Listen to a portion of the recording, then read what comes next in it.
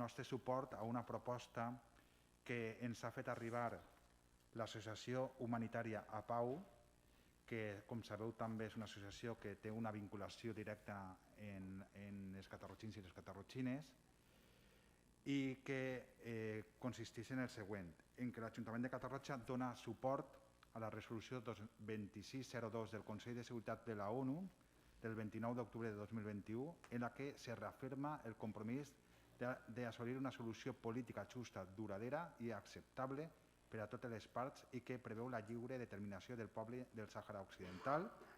i que l'Ajuntament de Catarroja també respalda una posició per part del Govern d'Espanya de total neutralitat en aquest conflicte. Per tant, es tracta d'un acord de tots els grups municipals i així no costarà l'acte, però costarà públicament aquest acord que s'ha pres abans d'aquest plenari.